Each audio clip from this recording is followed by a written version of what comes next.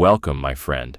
Today, let me tell you the story of a young boy who carried too much not in his hands, but in his mind. Like many people, he was filled with worry, fear, comparisons, regrets, and endless thoughts. He believed if he thought more, he would solve more. But instead, he only became tired. Perhaps, in some way, this boy is like you. Sit with me and listen closely. The boy said to me, "Master, my mind never stops. I think while eating, I think while walking, I think before sleep, and again when I wake. My thoughts chase me everywhere. How do I find peace?" I smiled and asked him to place his heavy bag on the ground. He did so with relief.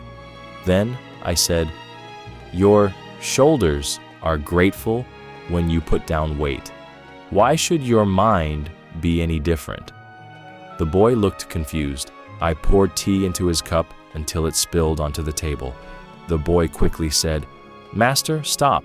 The cup is already full." I nodded and replied, "So is your mind. How can peace enter a mind crowded with noise? How can wisdom enter a mind already overflowing? To receive clarity, you must first create space."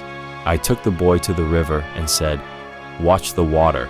Leaves floated by, then disappeared downstream. "Your thoughts are like these leaves," I told him. "They come and go, but you keep jumping into the river to chase them." The boy laughed softly.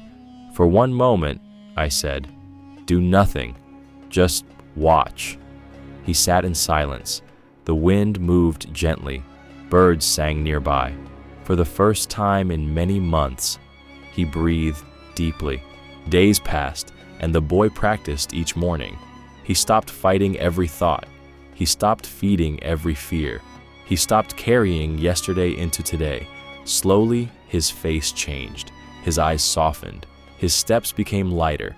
Then he came to me and said, "Master, my problems are not all gone, but my suffering is less."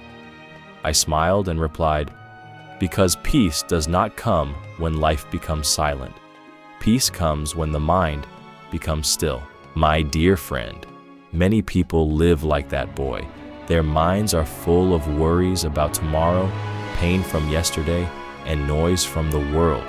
But remember this, you don't need to solve every thought. You don't need to chase every fear. You don't need to carry what is not yours. Sometimes, the greatest wisdom is simply to empty your mind and return to this moment. Take a breath. Listen to the silence. Let the leaves float away. The boy came seeking answers, but what he truly needed was space. And perhaps that is what you need too. Empty your mind, not of intelligence, but of unnecessary burdens. When the cup is empty, it can be filled again with peace, joy, and clarity. If this message touched your heart, share it with someone whose mind needs rest today. And remember, silence is not empty. It is full of answers.